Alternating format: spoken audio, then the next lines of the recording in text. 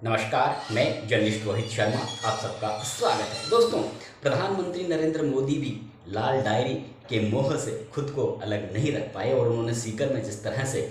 लाल diary का जिक्र करके अपने भाषण में राजस्थान की गहलोत सरकार को कटघरे में खड़ा करने का प्रयास किया, उससे ऐसा दिखता है कि आने वाले दिनों में जो केंद्रीय जांच एजेंसियां हैं एक बार फिर से इस विषय पर अपनी जांच को नई दिशा जरूर दे सकती है, क्योंकि जब प्रधानमंत्री नरेंद्र मोदी ने खुली सभा में लाल डायरी का जिक्र करके इस मामले को और तूल दिया है, तो फिर केंद्रीय एजेंसियां भी प्रधानमंत्री के भाषण को निश्चित रूप से गंभीरता से लेगी और इस विषय पर अपनी जांच को नई तरीके से शुरू कर सकती है। लेकिन प्रधानमंत्री नरेंद्र मोदी एक कुशल राजनेता हैं, लंबा उनका राजनीतिक अनुभव है और आजकल तो दुनिया भर में उनके चर्चे हैं, उनके कार्यशैली के, उनके काम काजों के। इसलिए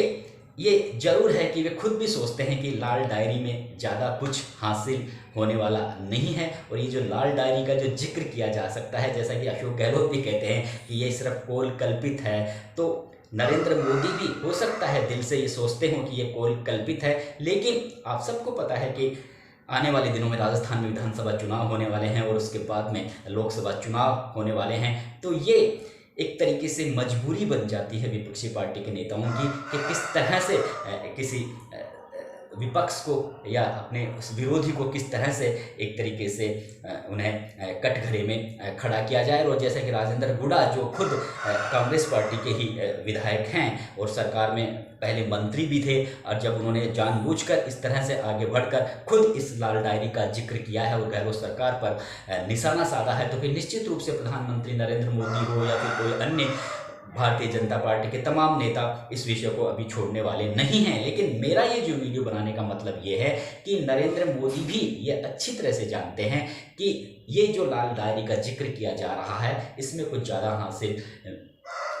होने वाला नहीं है, क्योंकि वे ये भी जानते हैं कि जो केंद्रीय एजेंसियों ने जब धर्मेंद्र राठौड़ के यहाँ ठिकानों पर छापे डाले थे, और जैसा कि धर्मेंद्र राठौड़ खुद भी कहते हैं कि हाँ, यहाँ पर जो केंद्रीय जांच एजेंसियाँ आई थी उनके यहाँ से 2-3 डायरियाँ लेकर गई हैं, लेकिन ये वे डायरियाँ हैं जिन्हें वे लिखा करते थे अपनी दिनचर्या में, वे डायरियाँ वे लेकर गए हैं। अब जरूर जाहिर तौर पर वे अगर लेकर गए हैं तो उन डायरियों की उन्होंने जांच भी की होगी, और अगर जांच में कुछ गलत उनको मिलता तो फिर निश्चित रूप से धर्मेंद्र राठौड़ और कई नेताओं पर एक तरीके से जांच का जो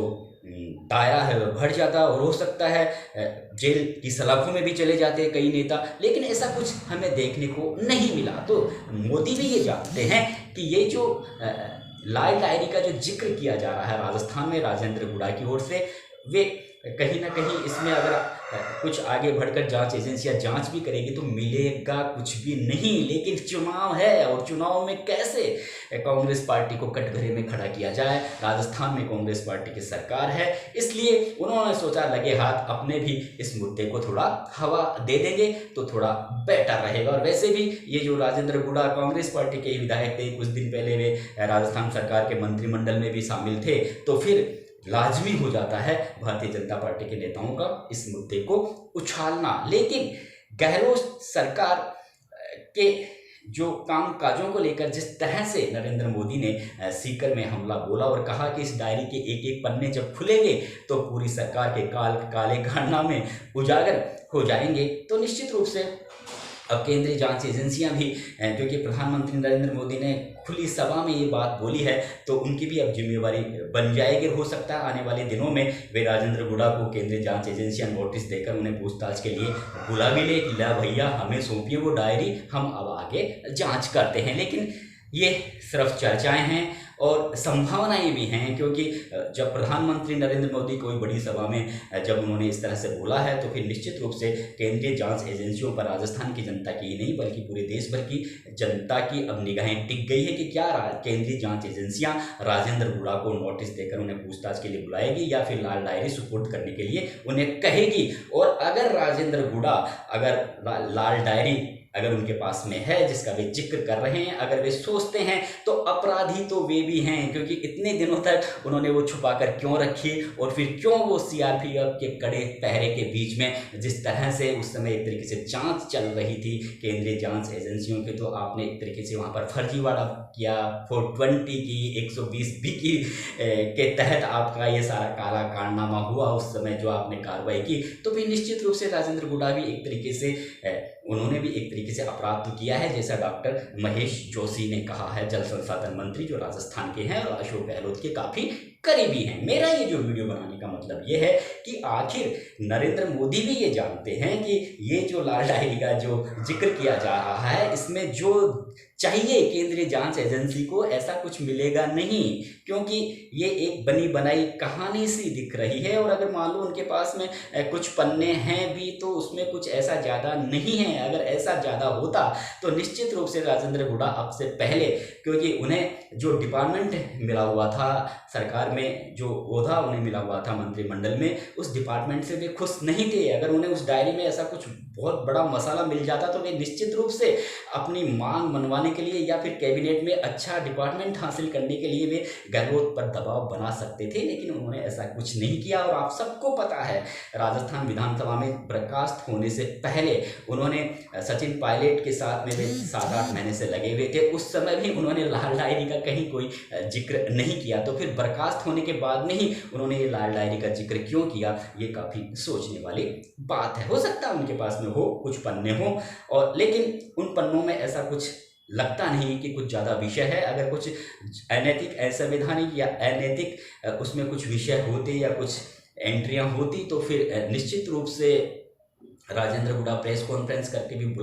बता सकते थे पत्रकारों को, और भी बहुत से माध्यम है जिनके माध्यम से बता सकते थे, या फिर वे खुद केंद्रीय एजेंसियों के समक्ष उपस्थित हो सकते थे। लेकिन अभी तक ऐसा कुछ देखने को नहीं मिला है। वे भी सिर्फ पब्लिक में जाकर ही इस तरह के आरोप वे लगा रहे हैं। वह आरोप तो कोई भी लगा सकता है, आरोप लगाना एक अलग बात है, आरोपों को सत्य साबित करना एक अलग बात है। मेरा ये जो वीडियो बनाने का मतलब था कि एक नरेंद्र मोदी जैसे एक बड़े शख्सियत राजनेता जिनके दुनिया भर में चर्चे हैं,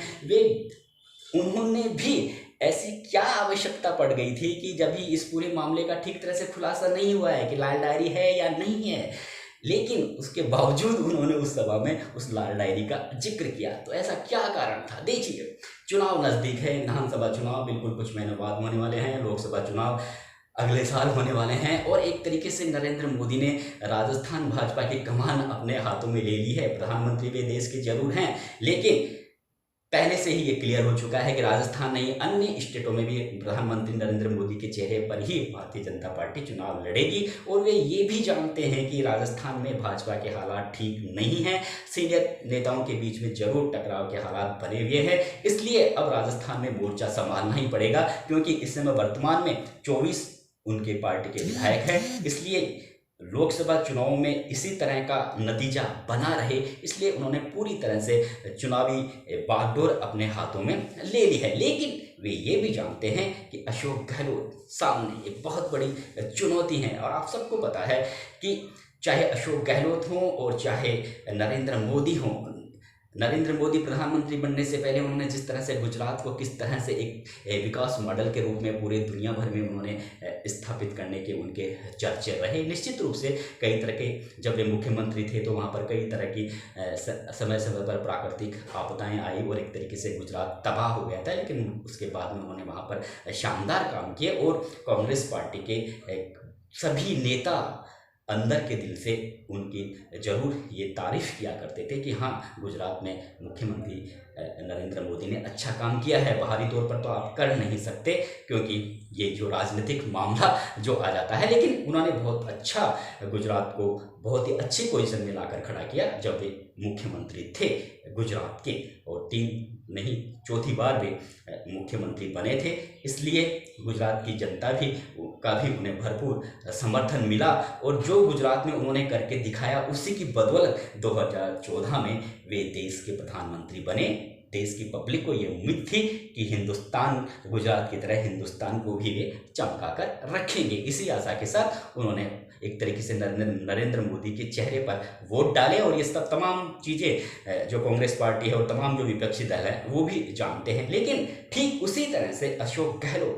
अशोक गहलोत ने भी, आप सबको पता है कि जब 1998 में मुख्यमंत्री बने थे, उस समय राजस्थान में ज़बरदस्त सूखा पड़ा हुआ था, लेकिन उस समय मुख्यमंत्री के तौर पर उनके काम के चर्चे पूरे देश भर में हुए थे और वे नंबर 1 मुख्यमंत्री का तमगा उन्हें उस समय मिला था। उस स्थिति में जब राजस्थान में भयंकर सूखा पड़ा हुआ था, उसके बावजूद गहलोत ने काफ़ी अच्छा कामकाज किया था। हालांकि फिर सरकारें बदलती रही है राजस्थान में पिछले 30 साल से, एक बार भाजपा एक बार कांग्रेस। 2008 में भी जब वे दोबारा मुख्यमंत्री बने अशोक गहलोत, योजनाएं उनकी अच्छी थी, लेकिन जिस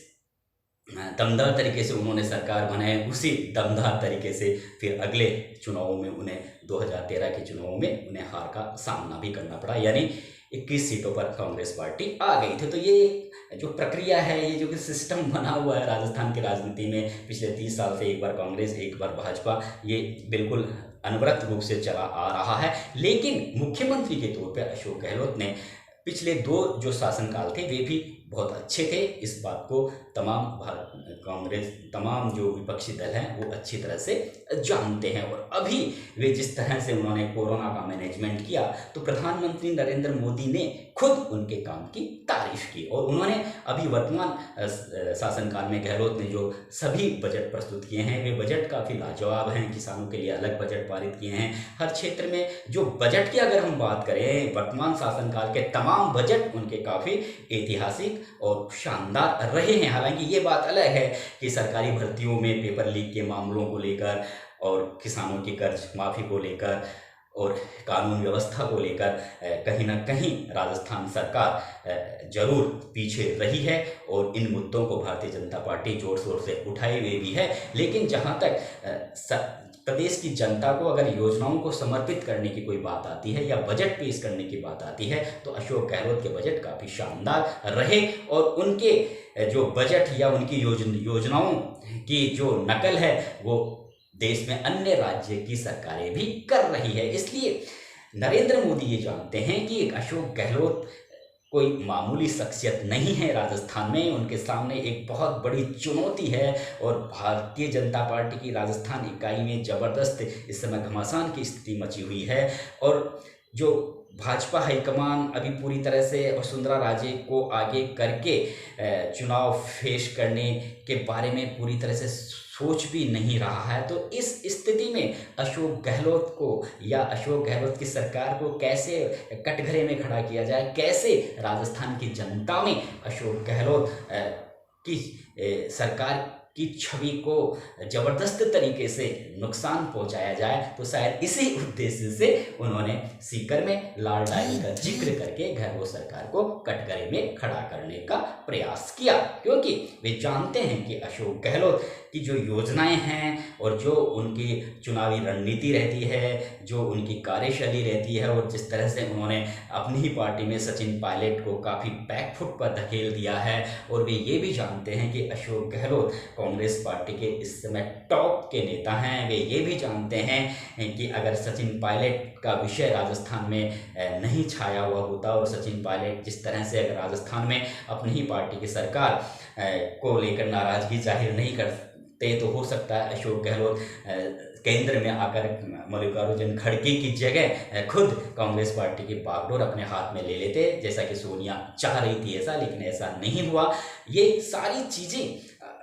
प्रधानमंत्री नरेंद्र मोदी अच्छी तरह से समझते हैं, इसलिए वे चाहते हैं कि राजस्थान में मुकाबला आसान नहीं है। और ये बात वे पहले कह भी चुके हैं भारतीय जनता पार्टी के नेताओं को, सांसदों को, कि आप ओवर कॉन्फिडेंट में मत रहिए कि 5 साल बाद में सरकारें बदलती है, क्योंकि उन्हें पता है कि गहलोत ने कोरोना का मैनेजमेंट बहुत अच्छा किया था। और जो गहलोत ने जो बजट पेश कर रहे हैं और लगातार कुछ महीनों से जिस तरह से वे नई सौगातें पेश कर रहे हैं, ओल्ड पेंशन स्कीम हुई और तमाम तरह की जो बातें वे बराबर राजस्थान की जनता को समर्पित कर रहे हैं, उससे निश्चित रूप से ये नरेंद्र मोदी भी जानते हैं कि राहें आसान नहीं है भारतीय जनता पार्टी की। अगर भारतीय जनता पार्टी के जो प्रदेश स्तर के नेता ये सोच रहे हैं कि मोदी का चेहरा करके हमें वोट मिल जाएंगे, तो मोदी खुद मन ही मन विश्लेषण करते हैं कि ऐसा नहीं है। यानी उन्होंने कहा भी है कि और कॉन्फिडेंट में मत रहिए, एकजुट हो जाइए और सामंजस्य बनाकर एक एकजुटता से कांग्रेस पार्टी का मुकाबला करिए। लेकिन उनका शायद भरोसा अब राजस्थान भाजपा के नेताओं से थोड़ा उठ गया है और यही वजह है कि वे लगातार पिछले 8 महीने से हर महीने राजस्थान में दौरा करके भारतीय जनता पार्टी की पकड़ को मजबूत करने का प्रयास कर रहे हैं, क्योंकि सामने उन्हें अशोक गहलोत नजर आता है और अब तो बिल्कुल क्लियर भी हो चुका है कि कांग्रेस पार्टी अशोक गहलोत को आगे करके ही चुनाव लड़ेगी। यानी चाहे पार्टी के उम्मीदवारों की बात हो, चुनाव प्रचार के तरीकों की बात हो और तमाम तरह की चाहे कांग्रेस पार्टी के चुनाव घोषणा पत्र बनाने की बात हो, तमाम तरह के मुद्दों में अशोक गहलोत की राय को तवज्जो दी जाएगी। इसलिए वे जानते हैं अशोक गहलोत बहुत ज़बरदस्त तरीके से इस समय स्थिति में खड़े हुए हैं और सरकार का अच्छी तरह से वे संचालन भी कर रहे हैं। कोरोना में जानबूझकर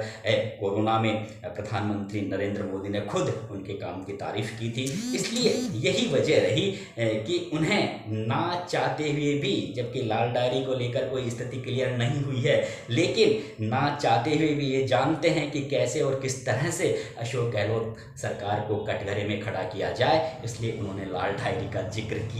अपने भाषण में और एक तरीके से तीखा प्रहार किया, जबकि वे खुद जानते हैं कि लाल डायरी में कुछ ज़्यादा हासिल या ज़्यादा कुछ मिलने वाला नहीं है, जिसकी वजह से गहलोत सरकार को एक तरीके से नुकसान उठाना पड़े इस लाल डायरी को लेकर। लेकिन पब्लिक में आप इस तरह का प्रचार करके जरूर जो पब्लिक के दिमाग को कहीं ना कहीं आप डाइवर्ट कर सकते हो और ऐसा होता रहता है। और शायद यही वजह है कि भारतीय जनता पार्टी को लाल डायरी एक ब्रह्मास्त्र के रूप में मिल गई है और उस ब्रह्मास्त्र का उपयोग ही प्रधानमंत्री नरेंद्र मोदी ने सीकर में अपनी सभा में किया। लेकिन मोदी खुद जानते हैं इस लाल डायरी में कुछ मिलने वाला नहीं है। मोदी ये जानते हैं कि अशोक गहलोत उनके सामने एक हल्के